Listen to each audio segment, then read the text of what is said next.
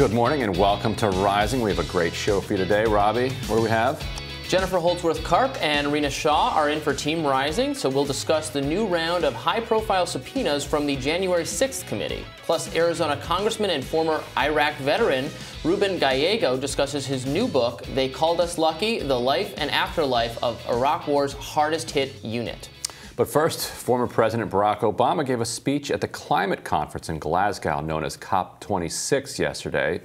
He called on young voters to do more for the cause, as well as took shots at the Trump White House for diminishing his administration's progress on climate change. He also called out Russia and China for their lack of urgency. Let's watch. Back in the United States, of course, some of our progress stalled when my successor decided to unilaterally pull out of the Paris Agreement in his first year in office. I wasn't real happy about that. And yet, the determination of our state and local governments, along with the regulations and investment that my administration had already put in place, allowed our country to keep moving forward. I have to confess, it was particularly discouraging to see the leaders of two of the world's largest emitters, China and Russia, decline to even attend the proceedings. And their national plans so far reflect what appears to be a dangerous lack of urgency, a willingness to maintain the status quo on the part of those governments.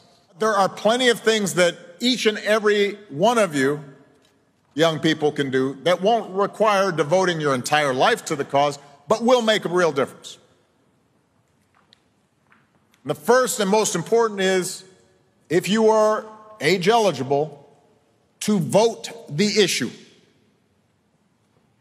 Vote like your life depends on it, because it does.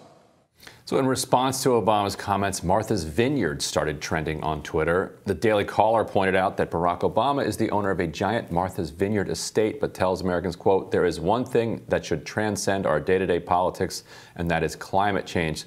So, of course, that's the kind of right-wing response to this. They always jump for the hypocrisy. Aha. Right. You know, you want to improve society, yet you participate in it. You're referring to that famous yeah. meme. Right, But, which is a fair hit, although, I don't know, maybe he didn't, but all the celebrities who take, private jets to attend the climate, that's a fair criticism. I don't know if Barack Obama did that. The better left-wing hit is the systemic one, which is reminding people, and we put this up, that Obama said this in 2018. I was extraordinarily proud of the Paris Accords because, look, I know, I know we're an oil country, and we need American energy, and by the way, American energy production. You wouldn't always know it, but it went up every year I was president. And that whole suddenly America's like the biggest oil producer and the biggest that was me, people. I just wanted you to. Okay, so those are Obama bragging that throughout his administration there was a boom in fossil fuel drilling, exploration, use, etc. So you don't get to have it both ways. You don't get to say, hey, I'm the one who did that. I'm the one who increased fossil fuel emissions, and then complain that Trump, walked away from the Paris Agreement. An agreement with incredibly weak commitment. I mean, they weren't even commitments. They were possible. Right. They weren't promises. There was no requirement. Didn't have to pass Congress because it was just well, maybe we'll do this. And the thing we committed to do wasn't very much. And the thing that other countries, that China and Russia, committed to doing was practically nothing at all. I actually thought pulling out of it didn't really even matter, because staying in it didn't matter either, because the commitments in it were so weak. Right. And the most important thing Obama could have done was actually get legislation passed. That didn't happen. Of course. That didn't happen. The second most important thing he could have done is implemented his Clean Power Plan. He waited until toward the very end of his administration, which then allowed both the Supreme Court and the Republicans to come in and monkey around with it, and so it's still not in effect. The irony of gas prices right now driving our politics wild is that if Democrats back in the 90s, or let's say Gore actually wins in 2000, and you actually start to transition away from fossil fuels, and our consumption of gas and fossil fuels right now was a quarter of what it is, because we had moved 20 years ago instead of starting to move now, gas prices wouldn't be the thing that just randomly moves your politics based on fluctuations of the price that don't have a whole lot to do with what the president is doing. Like Trump, remember the gas prices were like less than zero, like a year and a half ago. Remember that? We should have bought a tanker. Didn't know they were going. You and I should have bought a tanker. Yeah, we should have had one sitting in the background of the show. A quarter here and a dollar there, and we could have bought an entire tanker. It was, it went under zero because there was nowhere to put because of the glut from the pandemic. And now that things are opening back up, you're seeing this spike again. But this happened in the 2000s too, where gas prices spiked to $4+ and it just throws politics into a loop. I remember when the spike over 3, when it drove everyone nuts in the mid-aughts, I think. Right, and then they said drill, baby, drill. Yeah. That was the solution from Republicans. We did drill, baby, drill, as Obama very proudly says there. Right. And so we massively increased the amount of oil that we were producing. We became, the top fossil fuel producing country in the world, yet we still have high gas prices. So maybe we need to try something different. Because if drill, baby, drill, they've drilled everywhere in Oklahoma, West Virginia, and Pennsylvania where you can put a drill. And they have found stuff everywhere. And here we are still facing huge energy costs this coming winter and high gas prices at the pump. So maybe more drilling isn't the answer. I do think, and the shot lingered on that kind of tired-looking young woman. She's like, sick. Really, it's up to us, the kids. Stop! It's like you don't even care if this is your advice. And as tens of thousands of people and world leaders gather in Glasgow for the UN's Climate Change Convention, a Washington Post investigation found that countries across the world underreport their greenhouse gas emissions, which means the numbers the UN uses to help guide world efforts to curb emissions are deeply flawed. The investigation also found 8.5 billion tons a year of underreported CO2 emissions, more than what comes from the U.S. in a year, to up to 13.3 billion tons a year, underreported, marking huge implications for pledges in Glasgow. So that's not good. I mean, this is climate change is a real issue. It's an important issue to confront. I think it sometimes seems very daunting, and the little small ball, things we're trying to do to fix it can seem pointless, and then people don't care that much.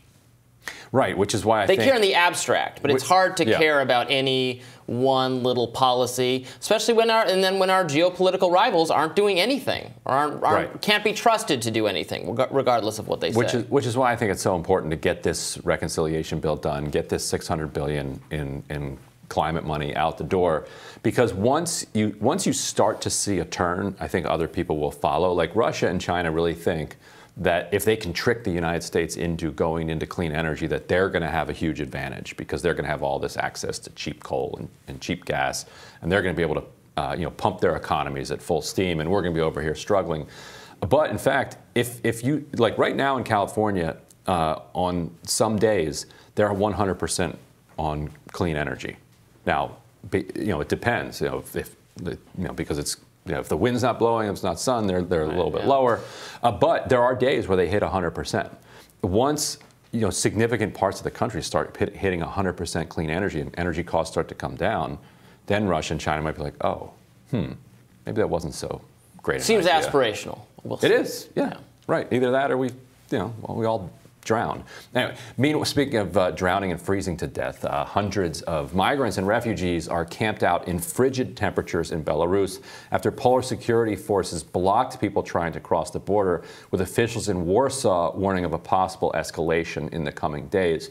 For months, Poland has accused Belarus of encouraging migrants and refugees from the Middle East and Africa to cross into Central Europe as revenge for Western sanctions on longtime President Alexander Lukashenko's government. In total, 4,000 migrants and refugees are there and in nearby forests. And this, I think, is a glimpse into our future, where refugees, and often climate refugees, become pawns in these geopolitical games. Some of these are Syrian refugees, many of them are Iraqi, some are from Northern Africa, but what's been happening is they've been going into Belarus. Lukashenko basically stole an election a year ago. He was beaten, like it wasn't even close. and he declared himself victor. There were weeks of protests. He eventually was able to smash the protests, stayed in power. The EU responded with sanctions, and so now he's responding by taking a bunch of these migrants who had come up to Belarus from the Middle East, and he's marching them with army troops, it appears, to the border of Belarus, trying to create conflict on the border with Poland. Yeah, doesn't that show the recklessness of the sanctions, maybe, then? Well, sure. I mean, it shows the recklessness of the Iraq War to create the refugees. It shows the recklessness of climate change to create the, sparking the Syrian civil war. It shows the recklessness of the way that the Soviet Union was allowed to collapse into anarchy and this free market neoliberal, Disneyland, which then gets, taken over by thugs like Lukashenko. And so the final sanctions, last straw, this final straw on the camel's back. I guess you could say that. I mean, they're trying to spark another confrontation. Lithuania is worried because now Belarus is also pushing, because Belarus is not EU. So that's the EU line. And that's why the migrants are going to Belarus, because they can get there. And Belarus is actually sort of welcoming them in a weird-ish way. They're not doing it anymore, probably so they could use them as tools, against the EU. And, they're just trying to create more confrontations. And it's like sub-zero right now. Just miserable over there. It's hard to even imagine. What if they just let them in? What's the problem with just letting them in? Yeah, let them in. Yeah. Well, that's what they did a lot through 2012 and on, and you saw this rightward turn, this nativistic turn in the EU. I guess the realistic concern as I dismiss a lot of the economic damage concerns. I mean, countries need workers right now, but the possibility of the terrorists could sneak in or extremists could sneak in this way is probably the more legitimate fear. Although they're more likely to become violent and dangerous and pose if they're staying in their home countries. But and also these are people who had to spend everything they had to get where they are. If they're terrorists, why wouldn't they just stay in Iraq and bomb something there? There's and also this fear that you're going to let terrorists in is reflects a lack of self-awareness from a lot of countries. You've got plenty of bad people already in your borders. No, I always tell conservatives that I'm like, the crime is out of control. It's not because we brought too many foreigners into this country. These people were here already. They're sending murderers across the border. Well, guess who's already here? Murderers. Don't know what to tell you. We're also seeing protests in Poland over the country's strict abortion laws, which resulted in a pregnant woman's death. The woman, who was 30 years old, died of sepsis 22 weeks into her pregnancy. Her family says that care was delayed for the woman due to the country's restrictive abortion laws. Last year, Poland implemented a near-total ban on abortion, only permitted in cases of rape, incest, or when pregnancy threatens a mother's life. On Sunday, Poland's health ministry clarified the regulations that say if a mother's life is at risk, doctors must not be afraid of making obvious decisions. So it would seem to me that actually under the current law, they should have done something to treat this woman, but perhaps doctors are spooked of running afoul of the law anyway, and then choose not to do something, which is a negative externality. Yeah, that's exactly right. And that's why thousands of people have flooded into the streets in Poland protesting the abortion laws and in the wake of this woman's death, because that's right. Mississippi right now is pushing this 15-week abortion ban, which I bet the Supreme Court very much wants to uphold and pretend that it didn't overturn Roe v. Wade. And so in Mississippi, they will have some type of exception that says for the life of the mother, there can be an exception. But the chilling effect that it will have on doctors will have the same effect that it had on these doctors in Poland, who were like, hey, you might survive this. And so if you might survive this, we're not allowed to operate here. And that's what happened here, that there was a fetus who had a terminal complication, and they just waited for that terminal complication to play itself out rather than intervening medically like you would normally do. And as it played itself out, she developed sepsis and she died. And so at every point along the way, a doctor could say, well, I'm not so sure the life is at risk at this point, so I might go to jail.